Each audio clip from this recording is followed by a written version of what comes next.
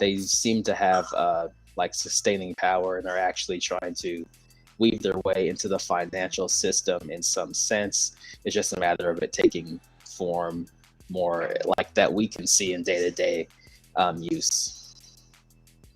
Absolutely. Yeah. Shout out to Hops and Doom, the Groovy Crypto Cats. Hello, hello. I am watching. Love you. Hope you are all good, you rascals. Shout out to the boys out in Colorado. We definitely appreciate the continued support and love. And shout out to everybody over on the Gentlemen of Crypto channel. I do see you, and we want to acknowledge y'all as well. Yo, did you catch any like 60 Minutes football? Did you see? I saw some clips. I saw how Biden was on there talking about. I don't know if it was this past weekend but he was talking about inflation, his age. I didn't watch the whole interview, and I actually didn't watch or listen to any clip. I saw a quick, brief, like commercial during the football game yesterday, and it was Joe Biden, Jim Crow Joe, walking through the Oval Office, and he just looked very uncomfortable. But I had a thought that just jumped into my mind. He is literally a founding father. Like when we think about like what like founding fathers look like in the history books that they wrote for themselves, that you could take a picture of Joe Biden and put him in the place of any one of them Madison Adams, and you wouldn't know. So disrespectful, man. 1976. You would know. I can't believe you did Ben Franklin like that, bro. He looked like Ben Franklin, bro. When I see him in the office, I was like, can't believe you did that to Ben, bro. Like, damn, how are you 200 and something years? Are you saying that Biden might be on this new crypto money? We'll have, like the representation of the new CBDC. Is that going to be Biden's face, bro? If that man is already on the court, is it going to be? Who is he on that? Is that what you're telling me right now? They need to cut that out. Hey man, but before we get into our down, man, we got too many crypto stories, so I don't want to start getting too funny, too wild yet. We gotta keep on track with the schedule. I feel you. What they came here for. So whenever you're ready to jump into, let's hit this. Yeah, let's hit this segment first.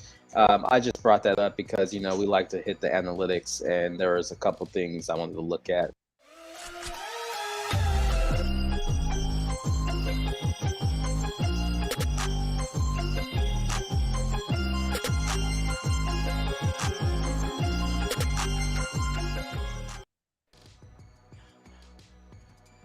Oh yeah, you know what it is. It's the inflation rate, brought to you by Truflation, where we kind of just take a peek, check in. I know we check in with the past few Tuesdays, but I thought I heard, I don't know the gentleman who was interviewing Joe Biden, but he was talking about inflation, and he said, "Hey, Mr. President, you've seen inflation has gone up, by this much percentage over the past year." And then Biden was like, "But over the past month, it's only gone up like an inch."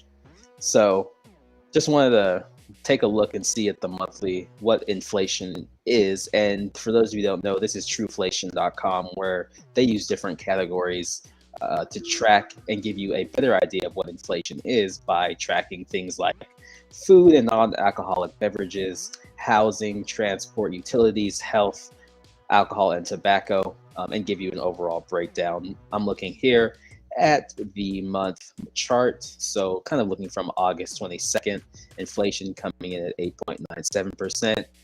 Oh, he may be right. And now at September 19th, it's at 8.77%. So I don't know if that counts as an inch, but he was right there. Inflation, has come down from 8% down to 8.77%.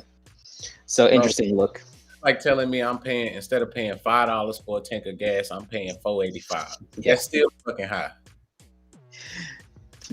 And if you listen to what all these people at the Federal Reserve and a lot of important people who are out here making financial decisions, they had said that they want inflation around 2%. So what they said they've been targeting, say, over the past decade versus what we have, that tells you that whatever they're doing, and they say they're going to do, for the outcome that they say they want to happen, just know the opposite outcome is going to happen. It's going to be worse for us.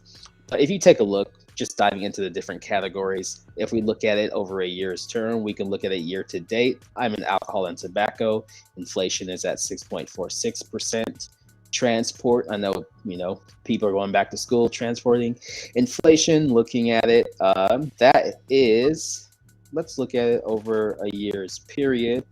It was 14.8% in September 21st of 2021. Let's see here now, September 16th, it's around 11%. So like you were saying, still pretty high. But just wanted to show y'all that.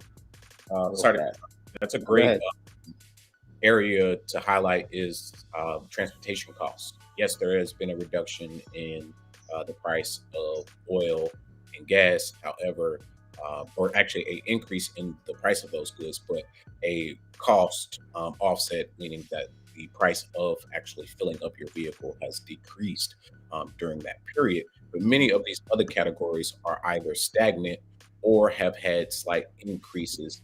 So the major cause that I can see of a reduction in inflation is the down of the cost of gas itself. But inflation news that I just wanted to jump into quickly is that Americans are piling up credit card debt to cope with the inflation. Ford had a huge decline in their stocks today, down 12%, their deepest day in over a decade due to inflation-related costs. Inflation Reduction Act to have negative impact on S&P 500 company profits, analysts at JP Morgan say. And then Europe is set to also ditch negative interest rates in anticipation of the Fed also hiking interest rates by 0.75 basis points. Others say they should go harder and raise it by a whole percentage point. If that should happen, please understand that our markets will likely react very negatively, and you may see a decrease in stock values, cryptocurrency prices, and ultimately you would hope to see a reduction in the price of goods as well. Will that happen? We only know, but things could ultimately get worse before they get better. Thank you for going through the analytics there on inflation, and so we had the opportunity. Additional part of cryptocurrency. And I like we've been talking about the bull market and what you just said with all the things that are happening. It may get a lot worse. The fact that international demand is down, people aren't shipping as much, businesses aren't shipping as much, and we were looking at the utilities. There's been a downward trend in some of the different categories, but what has continued to go up has been the good old utilities.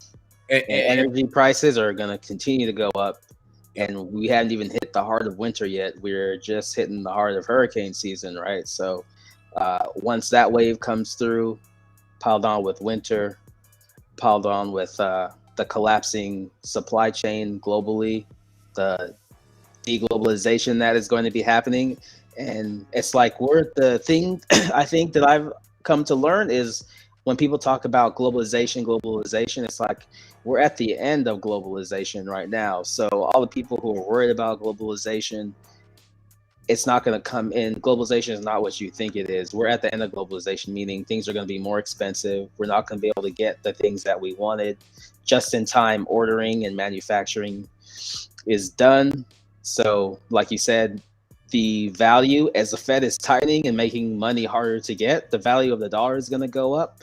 But as they've been printing money over the past 14 to 15 years, that money has gone into the stock market, allowed people to make money off of that. But now there's no real economic activity behind a lot of these businesses. So the stock prices have been way overinflated. So for them to come back to normal, let alone be in a downturn, I think we're going to have the realization of we have a complete reset to reload the stock market and all that stuff to be based more on fundamentals, unless they just start printing money again. pretty soon. But I think they're willing to actually make it hurt the citizens to deal with inflation, kill demand as much as possible. But the price hikes are more due to like supply chain and structural issues versus actual demand. Bro, that's spot on. One just other note before we jump into our top crypto stories that I want to make is that this meeting will take place tomorrow. So expect our markets to react as they did today. Um, see what happens based on this news. Do we get a 3/4 of a percentage point increase the third time in a row? They go so far as to increase to 1 whole percent. And then the other thing you should be aware of is unemployment rates.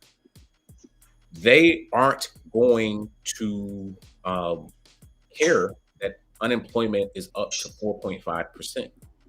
They're basically going to say that people will need to endure this pain.